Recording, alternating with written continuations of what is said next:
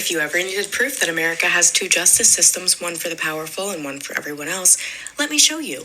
On one side, we have former Congressman George Santos, who lied, cheated, and stole over $500,000 in campaign funds, donor money, and even people's identities. He was sentenced to 7 years in federal prison. And guess what? His sentence was cut short by Donald Trump. He's already out. On the other side, we have Willie Simmons. In 1982, he robbed a man of $9. But he was sentenced to life in prison without parole. He's still there over 40 years later. $500,000 stolen. Freedom. $9 stolen, life in prison. Same country, same system, different outcomes. And they still call this justice. Until we face the fact that our justice system protects status and not fairness, we are going to keep watching men like George Santos walk free while we watch men like Willie Simmons die behind bars. That is not justice. That's America. And it's time that we stop pretending otherwise. I can already hear the conservatives beginning to type, there had to be much more than just him stealing $9. No, not really. Alabama man has been serving a life sentence for the last 38 years for stealing $9.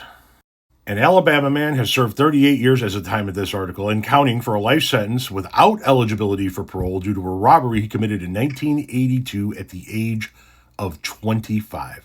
He stole $9. Journalist Beth Shelbourne brought Willie Simmons'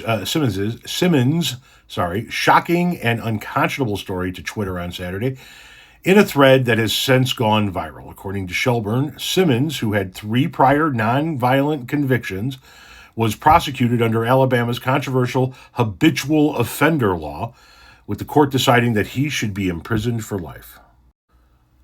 Today, I talked to Willie Simmons, who had spent the last 38 years in prison for stealing $9. He was convicted of first-degree robbery and sentenced to life without parole in 1982, prosecuted under Alabama's habitual offender law because he had 3 prior convictions.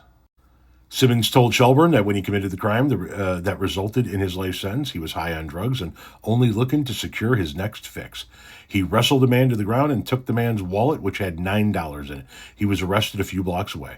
His trial, he remembers, after all this time, lasted all of 25 minutes.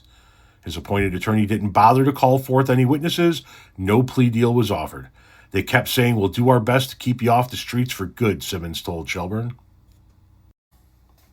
It's a crime that he should not have committed. It's a crime that he needed to be punished for, but life in prison because he was an habitual offender versus the guy that was just let out of prison who lied about everything. His ethnic background, his businesses, where he went to school, his fucking name. I believe he stole from a fucking veterans service dog GoFundMe page at one point in time, allegedly.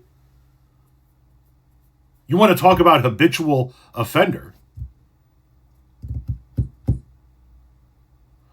Yeah, we have always had, and unfortunately, will continue to have a 2-tiered system of justice. One in which people like Santos get to get out of prison after all the shit he's done, and another one where Willie is going to die in prison over $9.